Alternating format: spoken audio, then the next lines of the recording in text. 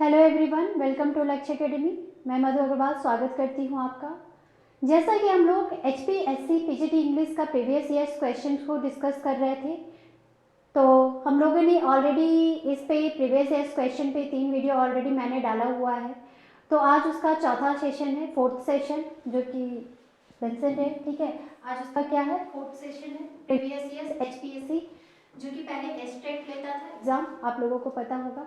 तो इसका हमने टाइमलाइन भी दिया हुआ है, सिलेक्शन का शुभारंभ। ठीक है, तो इस सिलेक्शन को मिस नहीं करना है, क्योंकि आपके पास एक गोल्डन अपॉर्चुनिटी है। तो इस गोल्डन अपॉर्चुनिटी को अवेल करने के लिए अगर आप हमारे पेड कोर्स से जुड़ना चाहते हैं तो आप लक्ष्य एकेडमी ऐप को डाउनलोड कर लीजिए और हमारे टेलीग्राम ग्रुप से भी, टेलीग्राम चैनल से भी जुड़ जाइए। और जो इस ऐप को डाउनलोड करने के लिए जो लिंक है आपके डिस्क्रिप्शन में मिल जाएगा। एंड आपको जो भी क्वेरीज है आप इस नंबर पे कॉल करके अपनी क्वेरीज को क्लियर कर सकते हैं, आप पूछ सकते हैं।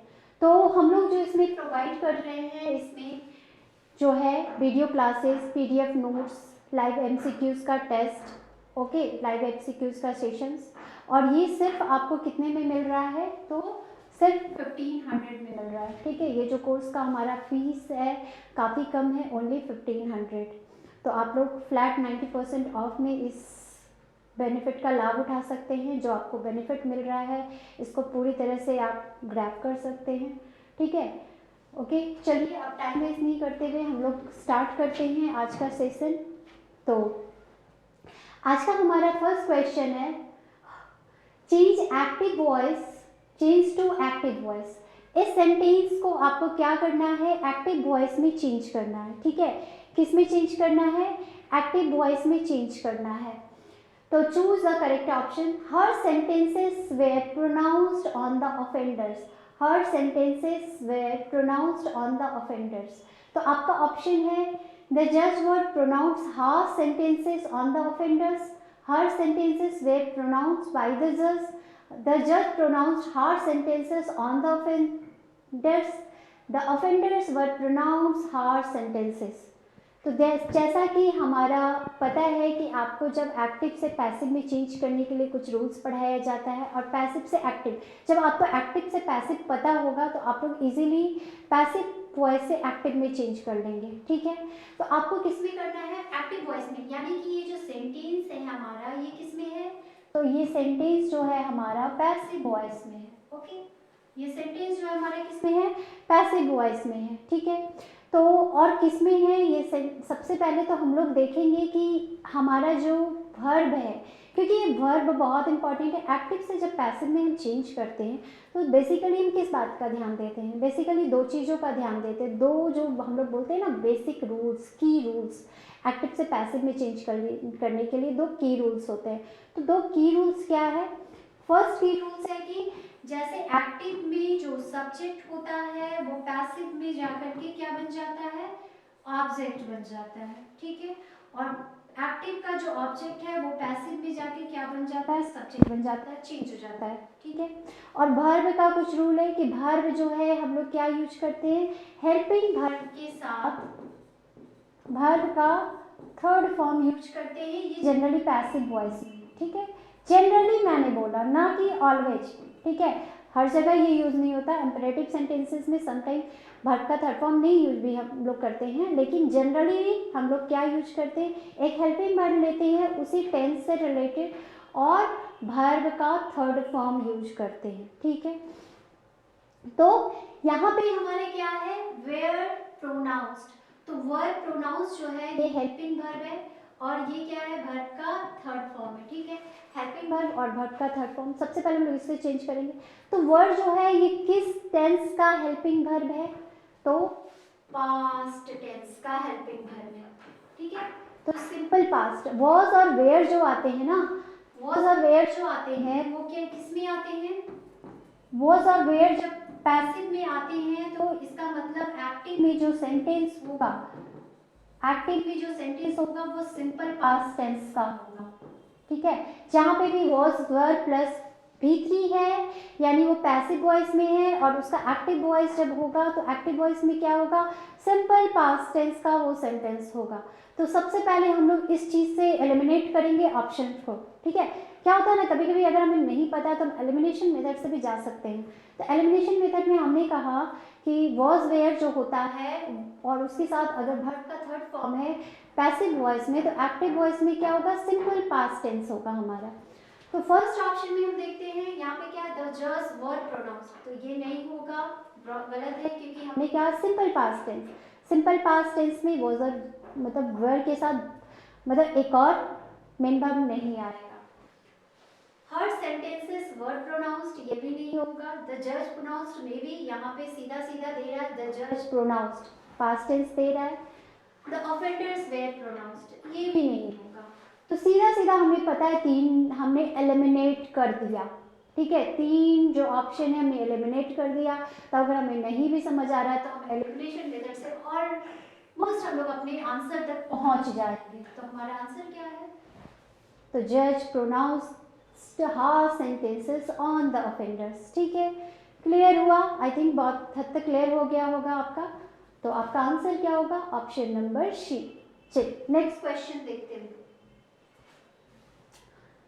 यहाँ पे भी वही करना है, चेंज टू एक्टिव वॉइस, आपको एक्टिव वॉइस में चेंज करना है। अब क्या है, ही will be greatly surprised he is chosen, वो बहुत सरप्राइज होगा उसे चूज कर लिया जाता है, जो भी, ठीक है। मुझे मीनिंग नहीं समझाना अभी, मुझे सीधा सीधा आपको चेंज करना बताना है।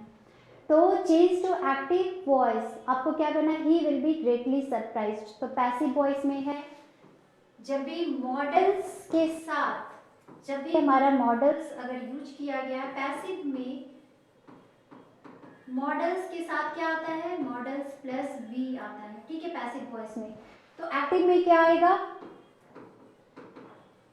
सिर्फ और सिर्फ मॉडल आएगा,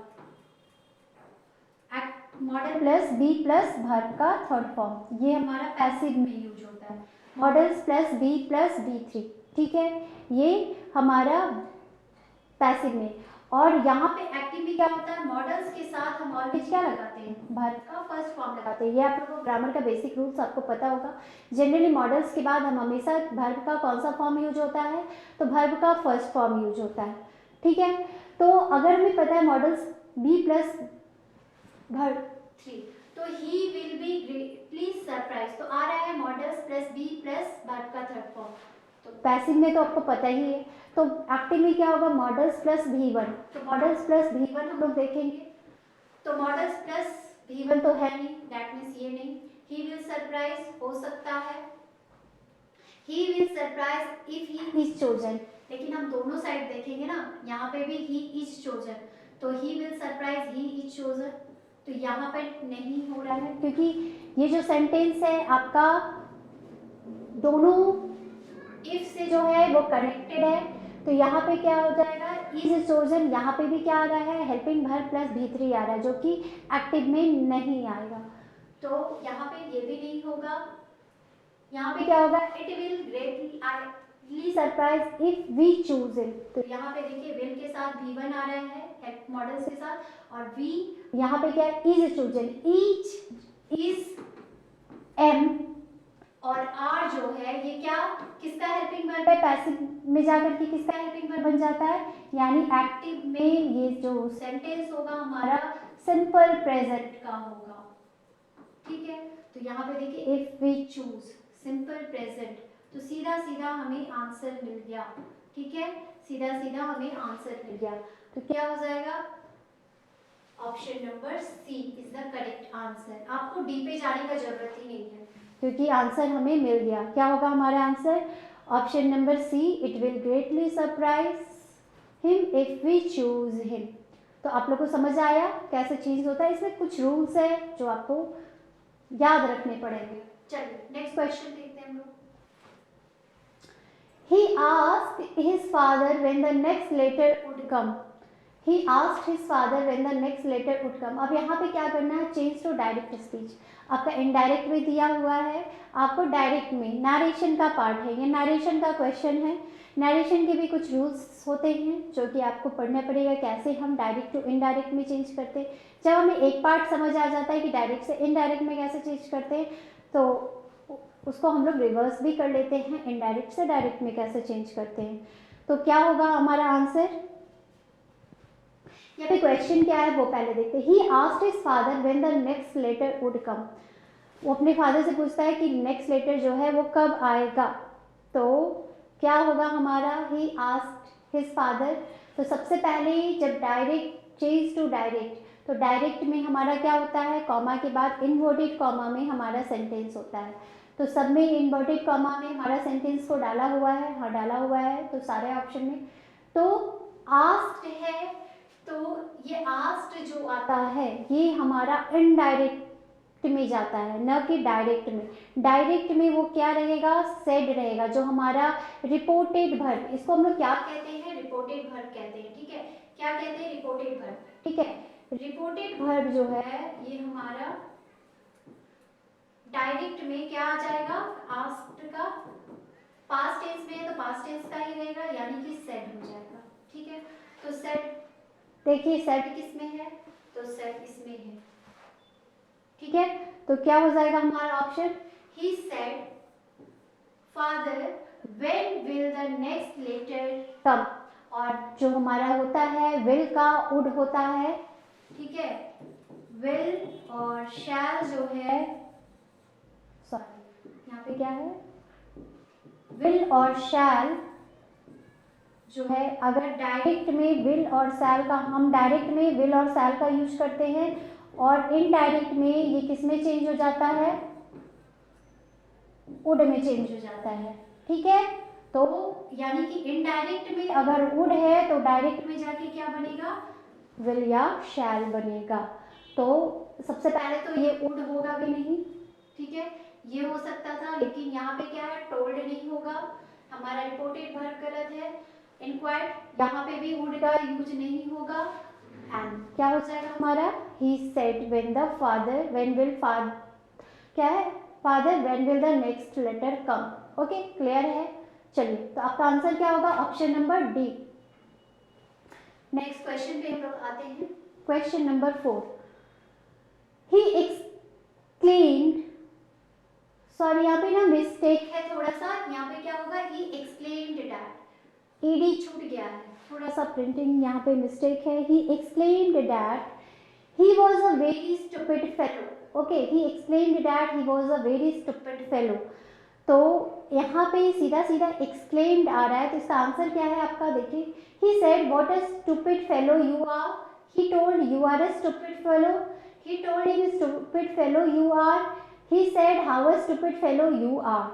देखिए exclaimed है, that means ये जो सेंटेंस है हमारा क्या है, एक्सक्लामेटरी सेंटेंस है। क्या है, डायरेक्ट में हमारा क्या होगा, डायरेक्ट स्पीच में हमारा एक्सक्लामेटरी सेंटेंस होगा। तो जब एक्सक्लामेटरी सेंटेंस होगा तो हमारा एक्सक्लामेशन मार्क्स तो होगा ही सेंटेंस में, डायरेक्ट में। तो देखिए सबसे पहले एक्सक्लामेशन मार्क्स हम लोग देखते हैं, तो एक्सक्लामेशन मार्क्स इसमें है, इसमें है, इसमें है, इसमें नहीं है, तो ये तो ऑप्शन ऐसे ही एलिमिनेट हो गया। ठीक है, नेक्स्ट है, यहाँ पे मुझे लग रहा है कि ये ऑप्शन हो सकता है, बाकी और भी हम लोग दोनों देख लेते हैं। ही टोल्ड हिम, तो टोल्ड हमारा कभी भी डायरेक्ट में नहीं होता है। ठीक है, तो नहीं होगा, ये नहीं होगा। स्टूपिड फेलो यू आर, ये भी नहीं, ऐसे भी हमारा ये जो रिपोर्टेड स्पीच जो है वो भी गलत है। He said how a stupid fellow you are, how नहीं होगा, कैसे स्टूपिड फेलो नहीं, बोल रहे तुम बहुत स्टूपिड, वेरी, तो ठीक है, यहाँ पे क्या बोल रहा है, वेरी स्टूपिड फेलो, तो वेरी जो है ना, बहुत स्टूपिड फेलो हो तुम।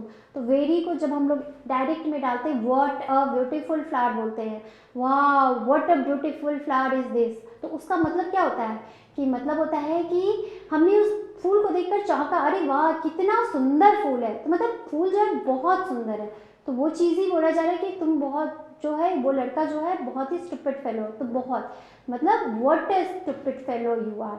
ओके, तो हमारा आंसर क्या हो जाएगा, ऑप्शन नंबर ए। क्लियर है, तो आपको आंसर मिल गया। आप लोग भी अपना अपना आंसर करते जाइए ताकि आप लोगों का भी जो है एक बार रिवीजन होता जाए पूरे ग्रामर का। ओके, चलिए नेक्स्ट क्वेश्चन देखते हैं। The duration of my stay is doubtful.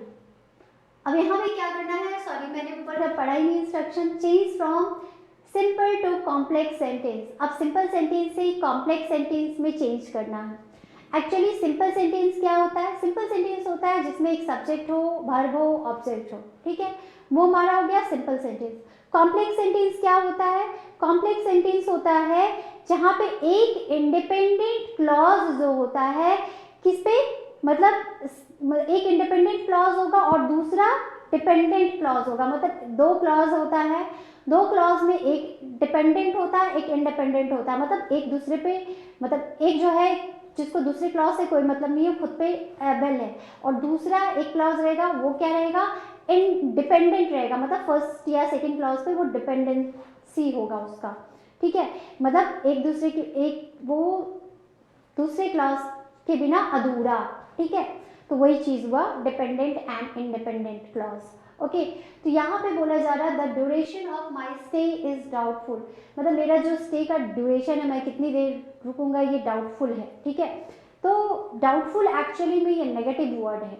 Okay, ये क्या है, एक तरह से ये नेगेटिव वर्ड है, तो यहाँ पे क्या होगा इसका answer, how long I shall stay is doubtful, कितनी समय मैं रुकूंगा ये डाउटफुल है, तो मुझे लग रहा है ये होगा, it is doubtful about my stay, नहीं होगा, if I am to stay long is not decided, no this is the sentence is wrong, if I stay और नॉट डाउटफुल, ये भी गलत है, तो हमारा आंसर क्या होगा, हमें क्या बनाना है, सिंपल से कॉम्प्लेक्स, थोड़ा कॉम्प्लेक्स में करना है, सीधा सीधा ना बोल करके थोड़ा कॉम्प्लेक्स में, तो how long shall I stay, मतलब मैं कितनी देर रुकूंगा, ये इंडिपेंडेंट इज डाउटफुल, क्या डाउटफुल है, तो मैं कितनी देर रुकूंगा, तो ये चीज क्या है, हमारा कॉम्प्लेक्स सेंटेंस, तो ये हमारा आंसर हो गया। ओके, क्लियर है, चलिए नेक्स्ट क्वेश्चन पे देखते हैं। Change from an affirmative to a negative one, negative sentence में चेंज करना है, अफर्मेटिव सेंटेंस है आपके पास और आपको नेगेटिव बनाना है, ठीक है, ओल्ड फूल सरपास और अदर फूल्स इन फॉली, अपनी मूर्खता में, मतलब जो पुराने मूर्ख होते हैं अपनी मूर्खता में सबको पार कर देंगे, मतलब पुराने फूल्स का मतलब पुराने जो ओल्ड बूढ़े फूल जो है वो अपनी मूर्खता में सबको फॉल कर देंगे, मतलब ऑल अदर सारे फूल्स को पार कर सकते हैं, मतलब उनको क्रॉस कर देंगे, तो इस चीज़ का यहाँ पे सीन एक्चुअली में जब हम लोग सेंटेंसेस को चेंज करते हैं तो वहाँ पे इस बात का हमें खासा ध्यान रखना होता है कि सेंटेंस की जो मीनिंग है वो नहीं चेंज होनी चाहिए, ठीक है, मतलब जो स्पीकर जो है जो बोलना चाह रहा है उसी चीज़ को वो बोले, या वो नेगेटिव हो, इंट्रोगेटिव हो, या फिर अफर्मेटिव से नेगेटिव में चेंज करना, यहाँ पे अफर्मेटिव में बोला गया, इसी बात को हम नेगेटिव में बोलेंगे but without changing the meaning, meaning नहीं चेंज करना है सेंटेंस का। ओके, यहाँ पे first option old fools are not to be surpassed by other fools, तो यहाँ पे जो बोला जा रहा है कि जो बूढ़े फूल है वो दूसरे फूल से मतलब उनको पार नहीं किया जा सकता, तो ये तो गलत है, यहाँ पे क्या बोला गया है, फर्स्ट में ओल्ड फूल्स मतलब पुराने फूल्स जो है, बूढ़े फूल्स जो है, बूढ़े जो मूर्ख हैं उनको, मतलब वो जो है सरपास मतलब वो सबसे ऊपर है, सबसे परे है, ठीक है, तो यहाँ पे क्या बोला जा रहा है, old fools are not surpass, मतलब वो सबसे परे नहीं है, वो किसी को पार नहीं कर सकते, तो ये तो गलत है। सेकेंड है आपका क्या, old fools does not surpass other fools in folly, यहाँ पे भी वही चीज बोल रहा है, जो पुराने मतलब ओल्ड फूल्स जो बूढ़े फूल्स है, जो बूढ़े मूर्ख हैं वो किसी को मतलब मूर्खता में क्रॉस नहीं कर सकते, तो ऐसा तो नहीं बोला जा रहा है कि बूढ़े मूर्ख जो है वो मूर्खता में सबको पार कर सकते, इस चीज को कायम रखना है, तो यहाँ पे क्या है, there is no fool like an old fool, मतलब बूढ़े फूल की तरह, मतलब बूढ़े मूर्ख की तरह तो कोई फूल हो ही नहीं सकता, तो एक तरह से ये सही है, ठीक है, there is no folly without fools, तो यहाँ पे तो ये तो पूरा ही गलत है, तो आपका हमारा आंसर क्या होगा, ऑप्शन नंबर सी, मतलब बूढ़े मूर्ख की तरह तो कोई फूल हो ही नहीं सकता, जो पुराने जितने मूर्ख जितने पुराने हो सकते हैं हो जाएंगे वो उतने ज़्यादा मतलब उनका जो मूर्खता है उसका लेवल जो है और बढ़ते जाएगा। तो एक ही चीज़, एक ही बात कहने की दोनों का जो मीनिंग है वो सेम निकल रहा है। तो हमारा आंसर क्या होगा? Option number C. चलिए नेक्स्ट क्वेश्चन पे आते हैं। As soon as he got the telegram, he left in a taxi. Actually इसमें क्या करना है? कॉम्प्लेक्स सेंटेंस से कंपाउंड सेंटेंस में चेंज करना है। क्या करना है? कॉम्प्लेक्स से कंपाउंड सेंटेंस में चेंज करना है, ठीक है। तो कॉम्प्लेक्स सेंटेंस मैंने बताया कि उसमें क्या होता है? एक डिपेंडेंट क्लॉज होता है, एक इंडिपेंडेंट क्लॉज होता है। तो कंपाउंड सेंटेंस क्या होता है? एक्चुअली इसमें क्या होता है? दो इंडिपेंडेंट क्लॉज को कनेक्ट किया जाता है एंड या बट से, ठीक है। दो इंडिपेंडेंट क्लॉज को कनेक्ट किया जाता है किससे? एंड या बट से कनेक्ट किया जाता है। एंड और बट, मतलब ये हम ऑप्शन एंड या बट से कनेक्ट किया जाता है किसको? दो इंडिपेंडेंट क्लॉज को। तो उसको कहते हैं हम लोग compound sentence. Okay, compound sentence कहते हैं। दो इंडिपेंडेंट क्लॉज अगर एंड और बट से कनेक्ट होते हैं तो वो क्या कहलाते हैं? एक कोऑर्डिनेशन बोलते हैं ना, कंजंक्शन से कनेक्ट होना। और ये कौन सा कंजंक्शन होता है? Coordination conjunction. और कोऑर्डिनेशन कंजंक्शन में सिर्फ एंड या बट नहीं हो सकता, मतलब कोऑर्डिनेशन कंजंक्शन में कोई भी हो सकता है। जनरली एंड बट, मतलब लाइक एंड या बट और बट, ये सारे जो है कोऑर्डिनेशन कंजंक्शन है। तो मतलब जो होते दो इंडिपेंडेंट क्लॉज अगर किससे कनेक्ट हो रहे हैं तो एक कंजंक्शन, और कौन कंजंक्शन? तो कोऑर्डिनेशन कंजंक्शन से कनेक्ट होते हैं, तो उसको हम लोग कहते हैं कंपाउंड सेंटेंस। ओके, तो इसमें हमको क्या करना है? कॉम्प्लेक्स से कंपाउंड में चेंज करना है। तो एज वहां पे क्या है? As soon as he got the telegram he left in a taxi, ठीक है। जैसे उसको टेलीग्राम मिला, जितना जल्दी वो टैक्सी छोड़ दी। He left in a taxi. As he left in a taxi he got a telegram, नहीं, he got the telegram and immediately left in a taxi. जैसे उसको टेलीग्राम मिला वैसे ही वो निकल गया टैक्सी में, ठीक है। इमीडिएटली, तुरंत निकल गया। he got the taxi and left in a taxi, he got the taxi and left in a taxi नहीं होगा, so he left in a taxi, he got a telegram, no। तो हमारा आंसर क्या होगा? he got the telegram, एक independent clause, वो अपना Telegram उसको मिला और क्या किया? वो इमीडिएटली टैक्सी से निकल गया, ठीक है। एंड तो दोनों इंडिपेंडेंट क्लॉज है और किससे कनेक्ट है? तो एक कोऑर्डिनेटिव कंजंक्शन से कनेक्ट है, कोऑर्डिनेशन कंजंक्शन से कनेक्ट है। तो ठीक है, तो ये हमारा हो गया आंसर, ठीक है, ऑप्शन नंबर बी। क्लियर है? आई थिंक आप लोगों को क्लियर हो गया होगा। चलिए नेक्स्ट क्वेश्चन देखते हैं। Question number 8, to keep the wolf from door means, ये आपका आ गया इडियम्स। क्या आ गया? इडियम्स है। आपको जैसे हिंदी में आप मुहावरे जो पढ़ते हैं तो मुहावरे का अर्थ आप लोगों को बताना होता है, तो यही चीज़ यहाँ पे भी है। इडियम्स का मतलब होता है मुहावरे, तो आपसे मुहावरे भी पूछे जाएंगे। तो to keep the wolf from the door का मतलब क्या होता है? टू फील वेरी हैप्पी, बहुत खुश होना। To keep hunger and starvation away, मतलब अपनी भूख और मतलब स्टार्वेशन जो होता है ना, खाने की तड़प, उसको दूर भगाना, ठीक है। या फिर to be in a miserable condition, बहुत ही मिजरेबल कंडीशन में होना, प्रॉब्लमेटिक कंडीशन में होना। या फिर to have a strong determination, या फिर एक स्ट्रॉन्ग डिटर्मिनेशन होना। क्या मतलब होता है? तो एक इडियम हमने सीखा, क्या होगा इसका meaning? To keep hunger and starvation away, ठीक है।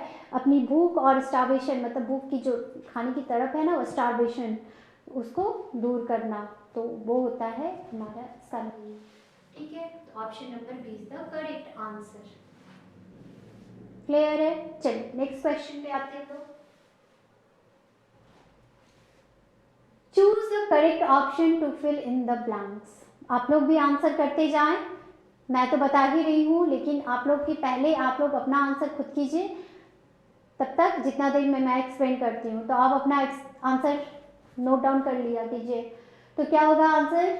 Reading travel accounts dash one's appetite for a holiday, tempers whets whets teases. क्या होगा यहाँ पे? एक्चुअली ये भी क्या है? एक फ्रेज से भरना है। यहाँ पे भी अगर हम जो भी टेम्पर्स वंस एपेटाइट, ये एक फ्रेज है होगा, या whets one's appetite, whets one appetite या teases one's appetite, ये भी एक फ्रेज है, इडियम्स है, जैसे हम बोलते हैं ना मुहावरे, कहावत, तो ये भी उसी टाइप का है। तो क्या होगा यहाँ पे रीडिंग ट्रैवल अकाउंट्स, एक्चुअली में यहाँ पे क्या होगा, आप लोगों ने अपना आंसर कर लिया हो तो अब मैं बताती हूँ यहाँ पे आंसर क्या होता है, ऑप्शन नंबर 3, ठीक है। ये एक फ्रेज है, वेट्स वंस एपेटाइट, ठीक है। वेट्स वंस एपेटाइट का मतलब होता है अपनी भूख बढ़ाओ, क्या होता है, अपनी भूख बढ़ाओ, अपना जो पेट है उसकी कैपेसिटी बढ़ाओ, भूख बढ़ाओ किसी भी चीज़ के लिए, मतलब ऐसा नहीं है कि सिर्फ खाने के लिए भूख बढ़ाना है, किसी चीज़ को मतलब आपको नॉलेज एक्वायर करने के लिए भी बोलते हैं ना, वेट्स योर एपेटाइट, तो वेट्स वंस एपेटाइट, ओके। तो यहाँ पे होगा, तो एक्चुअली यहाँ पे क्या बोला जा रहा है, रीडिंग ट्रैवल अकाउंट्स टैक्स मतलब whets one's appetite for a holiday, मतलब जब हम लोग क्या करते हैं, यात्रा, किसी की यात्रा की वृत्तांत पढ़ते हैं तो वो क्या होता है, यात्रा की वृत्तांत पढ़ने से जो छुट्टी की जो भूख होती है ना, कि मतलब मुझे छुट्टी चाहिए, उसकी भूख बढ़ने लगती है, ठीक है। उससे क्या होती है, भूख बढ़ती है छुट्टी की। जैसे अगर हम किसी जॉब में हैं, हमें छुट्टी नहीं मिल रही है तो हम लोग बड़ा इजी ले लेते हैं, अरे यार छुट्टी होगी तो जाएंगे ना। लेकिन जब हम किसी का सुनते हैं, अरे यार वो हॉलीडे पे गया हुआ है, छुट्टी पे गया हुआ है, तो क्या होता है, उसको देखकर हमारे मन में भी होती है ना कि ना अब हम लोग भी छुट्टी ले और हम लोग भी जाए वेकेशन पे। तो यही चीज़ होता है, यहाँ पे यही कह रहा है, किसी की यात्रा के वृत्तांत पढ़ने से क्या होती है, अपनी छुट्टी की भूख बढ़ती है, ओके, कि हमें भी अपनी छुट्टी चाहिए और मुझे भी थोड़ा ब्रेक चाहिए और छुट्टी पे जाते हैं। तो यही चीज़ है, ये एक्चुअली में क्या है, एक फ्रेज है, ओके। चलिए नेक्स्ट क्वेश्चन पे आते हैं, question number 10, a place where government records are kept is called, बोलते हैं ना वन वर्ड सब्स्टिट्यूशन, तो ये वही है वन वर्ड सब्स्टिट्यूशन। तो आपको इस पूरी चीज़ों को एक वर्ड से सब्स्टिट्यूट करना है। जहाँ गवर्नमेंट का रिकॉर्ड्स रखा जाता है उसे क्या कहते हैं, म्यूजियम कहते हैं, लाइब्रेरी कहते हैं, पार्लियामेंट कहते हैं या आर्काइव्स कहते हैं। म्यूजियम, लाइब्रेरी, पार्लियामेंट और आर्काइव्स क्या कहते हैं, जहाँ जो गवर्नमेंट, जो हमारी सरकार होती है, उनका जो मतलब रिकॉर्ड रखा जाता है, ठीक है। तो क्या कहते हैं हम उनको, म्यूजियम कहते हैं क्या, नहीं, म्यूजियम नहीं कहते हैं, क्या कहते हैं, आर्काइव्स कहते हैं। तो हमारा आंसर क्या होगा, आर्काइव्स, ठीक है। जहाँ गवर्नमेंट का रिकॉर्ड्स रखा जाता है उसे हम क्या कहते हैं, आर्काइव्स कहते हैं, ओके, क्लियर है। चलिए नेक्स्ट क्वेश्चन पे आते हैं हम लोग। एंड क्या है, select the correct meaning of the underlined word from the given option. तो यहाँ पे अंडरलाइन वर्ड्स का आपको करेक्ट मीनिंग, एक्चुअली में अंडरलाइन नहीं किया है वर्ड, मैं कर देती हूँ, मैं हाईलाइट ही कर देती हूँ। एक्चुअली इस वर्ड का मीनिंग आपको करना है, चूज करना है, ठीक है। एफेमिनेट, ठीक है, इस वर्ड का मीनिंग आपको बताना। अंडरलाइन वर्ड मतलब इस वर्ड का मीनिंग जो है क्या होगा, गिवन ऑप्शन से फीमेल लाइक, मैनली, वीक और यूनक, क्या होगा, एनक या यूनक पढ़ते हैं इसे, क्या होगा इसका, effeminate, effeminate. And effeminate is generally not held in high steam. Actually effeminate का मतलब होता है फीमेल लाइक, मतलब औरतों जैसा, मतलब लड़कियों जैसा, ठीक है। तो option number A is the correct answer, effeminate का मतलब होता है फीमेल लाइक, ओके, क्लियर है। चलिए नेक्स्ट क्वेश्चन पे आते हैं लोग। Pick the odd one out, अब इनमें से आपका ऑड वन आउट को पिक करना है। तो आप लोग कैसे ऑड वन आउट को पिक करेंगे, तो जब तक हम लोग उसका मीनिंग नहीं जानेंगे वर्ड्स का, तब तक हम लोग ऑड वन आउट चूज नहीं कर सकते हैं, ठीक है। क्योंकि मतलब हम लोगों को कैसे पता होगा, यहाँ पे तो कोई अल्फ़ाबेटिकल सीरीज तो हो नहीं रहा है कि हमें सीक्वेंस देखना है, रीजनिंग तो है नहीं, सीधा सीधा इंग्लिश है, तो यानी वोकैब सेक्शन हमें स्ट्रॉन्ग रखना पड़ेगा, वर्ड्स की मीनिंग हमें जाननी पड़ेगी। तो क्या होगा यहाँ पे, डिवोर का मतलब होता है लालच से खाना, मतलब खाने से रिलेटेड है, मतलब खाना। जॉर्ज का मतलब भी होता है कंठ। गल्प का मतलब क्या होता है, व्हाट डू मीन बाय गल्प, गल्प का मतलब भी है जल्दी जल्दी में किसी चीज़ को हम लोग निगल जाते हैं तो उसको कहते हैं गल्प, ठीक है। और रोर का मतलब क्या होता है, दहाड़ना। तो अब बताइए, मैंने सारे का मीनिंग बता दिया, आपको बताइए कि अब ऑड वन क्या है। डिवोर का मतलब क्या होता है, लालच से खाना, ठीक है। जॉर्ज का मतलब होता है कंठ। गल्प का मतलब होता है निगल जाना, जो कि कंठ से रिलेटेड है, खाना पीना, निगलना। और रॉर का मतलब होता है दहाड़ना, या बोलते हैं ना रॉरिंग, द मतलब गर्जन, लायन की आवाज़ को हम लोग क्या बोलते हैं, रॉर। तो क्या होगा यहाँ पे, ऑड वन क्या है, रॉर। ठीक है, मीनिंग सही यहाँ पे हमारा क्लियर हो गया। और क्या है, रॉर। ये क्या है, इस साउंड है, और बाकी सारी चीज़ें साउंड नहीं है, तो ये ऑड है। ठीक है, ये सारी चीज़ें जो है किसी की साउंड नहीं है, और ये रॉर क्या है, साउंड है, गर्जन, दहाड़ना। ये शेर, रॉर कौन करता है, शेर करता है, तो ऑड क्या है, रॉर हो गया। क्लियर। चलिए नेक्स्ट क्वेश्चन पे आते हैं हम लोग। Change from complex to simple sentence by selecting the correct option. अब complex से फिर simple sentence में आपको change करना है, तो क्या होगा, that you are drunk aggravates your offense. The offense is aggravated that you are drunk. Your drunkenness aggravates your offense. You are drunk, so your offense is aggravated. The offense is aggravated if you are drunk. तो अब मैंने क्या बोला कि meaning नहीं बदलना चाहिए। ठीक है, तो क्या होगा, that you are drunk aggravates your offence. तो यहाँ पे क्या हो जाएगा, आपका answer option number 2 is your answer. वो जो ऑप्शन नंबर 2 है वो करेक्ट आंसर है। Your drunkenness, you are drunk aggravate your offence, यानी your drunkenness aggravate your offence. Option number B is the correct answer. ठीक है, ये हमारा सही आंसर है। The underline phrasal verb means, underline phrasal verb का मतलब क्या है, इसमें अंडरलाइन ही नहीं है, मैं कर देती हूँ। ब्रिंग्स इन, ये हमारा अंडरलाइन फ्रेजल वर्ब है। तो इस सेंटेंस में जो अंडरलाइन है ना, the building brings in ₹8,000 a month, इसका मतलब क्या होगा, ब्रिंग्स इन जो फ्रेजल वर्ब है, तो इसका मतलब क्या होगा, डिमांड्स, इज, कन्वर्ट्स, एग्जीक्यूट। क्या होगा, डिमांड्स मतलब बिल्डिंग जो है डिमांड करता है 8,000, बिल्डिंग डिमांड नहीं करता। Building is, building converts, convert भी नहीं करता। एग्जीक्यूट करता, नो, इल्ड, इल्ड्स होगा यहाँ पे। Option number B is the correct answer. Yields का मतलब क्या होता है, प्रॉफिट। यहाँ पे इल्ड्स का मतलब होगा प्रॉफिट। तो बिल्डिंग जो है वो क्या है, प्रॉफिट्स ₹8,000, वो हमारा हमें क्या देता है, प्रॉफिट देता है। पर मंथ कितना का प्रॉफिट देता है, तो ₹8,000 का प्रॉफिट देता है। ठीक है, क्लियर है। ब्रिंग्स इन का मीनिंग क्या होगा, प्रॉफिट। चलिए नेक्स्ट क्वेश्चन पे आते हैं। सी वॉज सो हैप्पी, यहाँ पे क्या करना है, correct, select the correct option. She was so happy, her smile was a mile wide is an example of oxymoron, personification, hyperbole और पैराडॉक्स। तो यहाँ पे जो है, जो इसका मीनिंग क्या हुआ, ये मतलब कौन सा लिटरेरी डिवाइस इसमें यूज़ किया गया है, ऑक्सीमोरोन है, पर्सनिफिकेशन है, हाइपरबोले है, या फिर पैराडॉक्स है। तो आप लोग आंसर कीजिए। चलिए मैं इसका थोड़ा सा मीनिंग बता देती हूँ। वो बहुत खुश थी और उसकी मुस्कान जो थी वो 1 मील चौड़ी थी।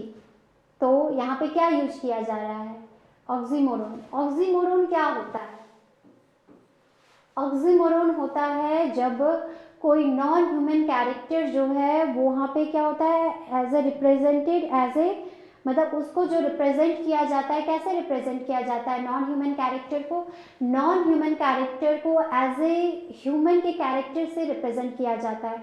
जैसे the sun smiled down, the sun smiled, ठीक है, द सन स्माइल्ड। तो the sun smiled down on us अगर हम बोल रहे हैं तो इसमें क्या है, सन जो है हम पर मुस्कुरा रहा है। तो सन क्या मुस्कुराएगा, नो, सन जो है मुस्कुराना क्या है, यहाँ पे जो एक्टिविटी है, ये जो एक्टिविटी है स्माइल करना, ये क्या है, ये ह्यूमन की एक्टिविटी है, न कि मतलब जो बोला जाता है कि नॉन ह्यूमन कैरेक्टर की एक्टिविटी नहीं है। तो जब नॉन ह्यूमन कैरेक्टर की एक्टिविटी किस मतलब जब ह्यूमन की एक्टिविटी जो है वो नॉन ह्यूमन कैरेक्टर में डाला जाता है उसमें, तो वो क्या हो जाता है, पर्सोनिफिकेशन। यानी यहाँ पे सन जो है वो क्या हो रहा है, पर्सोनिफाई हो रहा है। सन जो स्माइल कर रहा है तो स्माइल नहीं कर रहा है, ये स्माइल की जो एक्टिविटी है कौन करता है, ह्यूमन करते हैं। तो ह्यूमन की जब एक्टिविटी है ना वो कोई नॉन ह्यूमन में जब डाला जाता है तो वो कहलाते हैं पर्सोनिफिकेशन। ठीक है।